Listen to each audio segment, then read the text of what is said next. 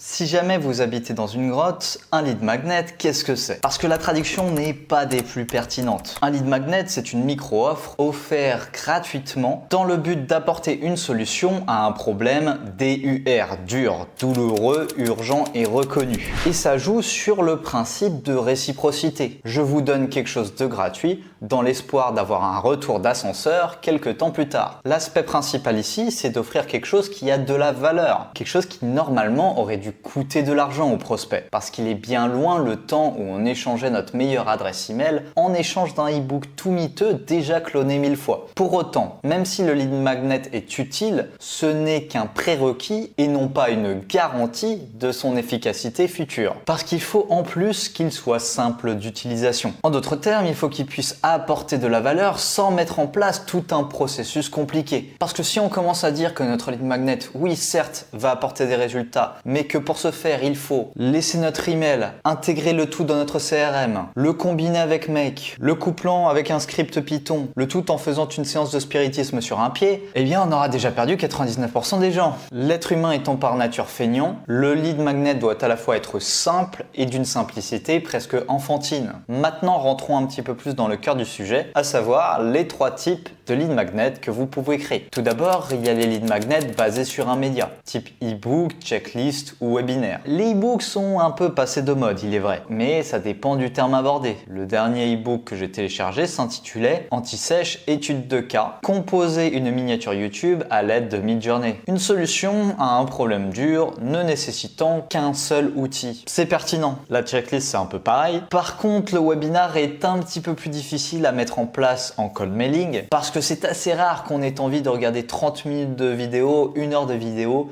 de quelqu'un dont on ne connaît absolument rien. Ce qui est plus fréquent en revanche, c'est d'offrir un webinar gratuit pour promouvoir des grosses offres coûtant plusieurs milliers d'euros. Mais auquel cas on le fait généralement sur une liste email bien établie. Deuxièmement, vous avez les lead magnets basés sur la technologie, c'est-à-dire les essais gratuits ou les essais sans engagement de manière générale. C'est-à-dire sans secret de compte et si possible sans insérer son adresse email. Par exemple, sur scrap.io, on a mis en place un essai gratuit de 100 leads pendant 7 jours. C'est quelque chose qu'on aurait parfaitement pu mettre en avant dans un cold email. Ou alors, on peut offrir une base de données, un Google Sheet, ce qui cette fois a pour avantage de ne nécessiter aucun sign-up. D'ailleurs, restez bien jusqu'à la fin de la vidéo parce qu'on va vous partager quel lead magnet on a utilisé chez scrap.io pour obtenir nos 400 premiers prospects en partant de 0. Technique pour allonger le watch time. Enfin, il y a les lead magnets basés sur un service, type appel gratuit pendant 30 minutes pour faire un audit ou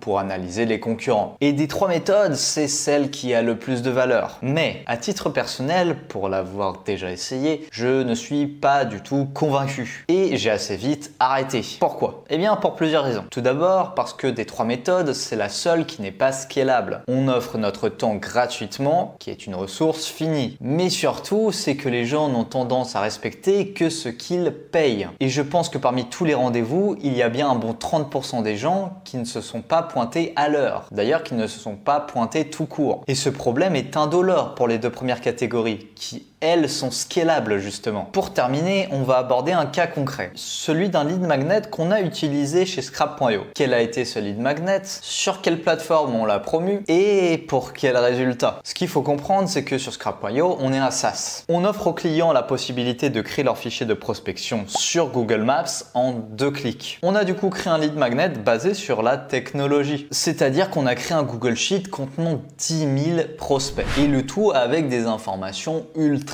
détaillées. Il s'agit donc d'une méthode scalable, facile à utiliser pour le prospect et d'une grande valeur. Normalement, on n'offre pas ce genre de choses gratuitement. Mais avant d'investir trop de temps et d'énergie dans une campagne email, on a décidé de procéder autrement. Il s'agissait d'abord de tester s'il y avait un intérêt à notre service. Du coup, on a d'abord offert ce lead magnet sur des groupes Facebook en lien avec notre thématique. Puis, on a écrit ce message, suivant un peu des règles basiques du copywriting, l'intention, l'interest, le desire et le action. Et au final, sur certains groupes, parce que oui, on n'a pas envoyé ce message que sur un seul groupe, ça n'a pas fonctionné plus que ça. Par contre, sur un groupe en particulier, ça a cartonné. On a obtenu plus de 800 commentaires, soit 400 prospects. Comment ça 400 prospects? prospect pour 800 commentaires. Attendez, je vais vous expliquer. Quelle a été la méthodologie exactement? Regardons encore le call to action. Laissez un commentaire pour obtenir le lien. On y voit déjà un peu plus clair. Le prospect met un commentaire. Je l'ajoute en ami. Je lui envoie le lien sur Messenger et je réponds à son commentaire en lui confirmant que le lien est bien envoyé. Donc chaque commentaire compte double. Mais juste pourquoi faire ça? Eh bien dans le cas d'un groupe Facebook, c'est très pertinent. Parce que le saviez-vous, à chaque fois qu'un commentaire est publié, le commentaire remonte tout en haut